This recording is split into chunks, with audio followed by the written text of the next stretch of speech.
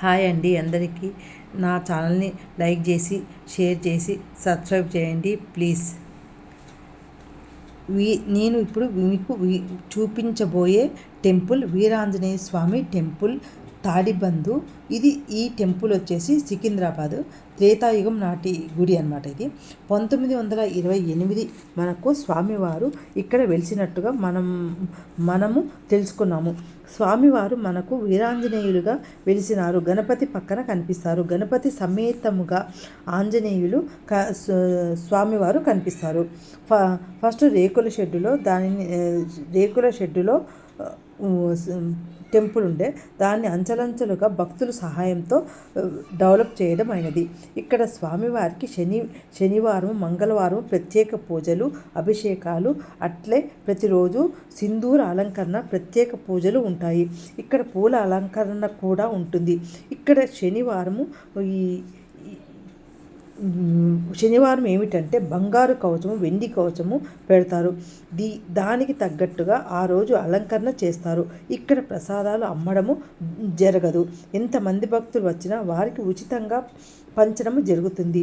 అంటే ఇక్కడ భక్తుల కోరికలు తీరాలి అంటే ముడుపులు 38 సంవత్సరాల నుండి ఇక్కడ ముడుపులు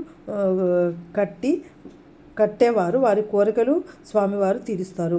ఇక్కడ మండల ప్రదక్షిణలు చేస్తారు. శని మంగళవారాలు 3 గంటల నుండి గుడి తీస్తారు. ఇక్కడ 108 51 ప్రదక్షిణలు చేస్తారు. జంట నగరాల్లో వాహన పూజలకు ప్రత్యేకము ఈ టెంపుల్. పూర్వభద్ర నక్షత్రము స్వామివారికి మన్య సూక్తం అంటే చాలా ఇష్టము. స్వామివారి ముందు నిలుచొని చెబితే మనము చేసుకున్న పాపాలన్నీ పటాపంచలు అయిపోతాయి.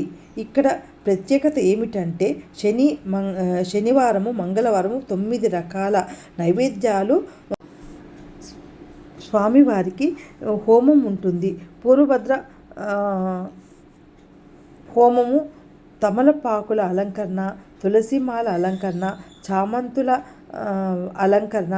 స్వామివారికి వడలు అంటే చాలా ఇష్టం. వడల అలంకరణ, అట్లా పండ్ల అలంకరణ, ఇట్లా అలంకరణలు స్వామివారికి చేస్తారు. పరాశర సంహిత గ్రంథంలో ఉన్నది. స్వామి చరిత్ర తెలుసుకోవాలంటే ఆ గ్రంథము 18 వాక్యాల్లో ఉంటుంది. ఈ దేవాలయానికి వస్తే ఉష్ణవాహనము అంటే ఒంటె, ఆంజనేయ స్వామి అంటే వాయువేగము. అంటే ఒక భక్తుడు ఆయన తపస్సు చేసి స్వామివారు అతి వేగంగా వచ్చి వెళ్తారని, నెమ్మదిగా వచ్చి వెళ్ళమని అంటారు. అంటే తాబేలు కూడా ఉంటుంది అని మీరు అనుకోవచ్చు. కానీ అది ద్విచరం. అది అటు ఉంటుంది ఇటు. కానీ ఒంటె ఇసుకలోనైనా మరి ఎక్కడనైనా నెమ్మదిగా నడుస్తుంది. ఈ కల్పంలో జ్యేష్ఠ శుద్ధ దశమి నాడు ఆయన వివాహం అయినది కాబట్టి ఆయనకి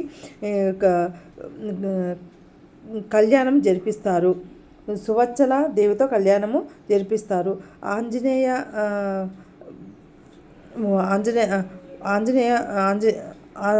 ఎప్పుడు మంగళవారము ఎప్పుడైనా మగవారికి 3 దశలు ఉంటాయి. అవి 1 బ్రహ్మచారి, గృహస్థ బ్రహ్మచారి.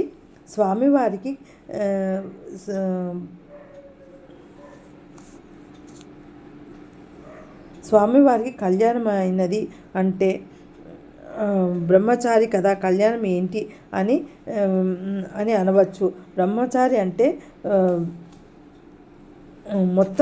మొత్తానికి పెళ్లి చేసుకోకుండా ఉండటము పూటక బ్రహ్మచారి అని కూడా అంటారు.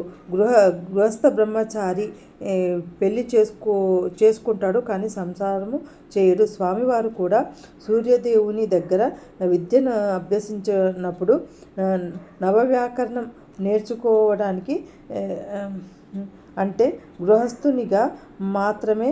గృహస్థునికి మాత్రమే చెబుతానని అంటాడు.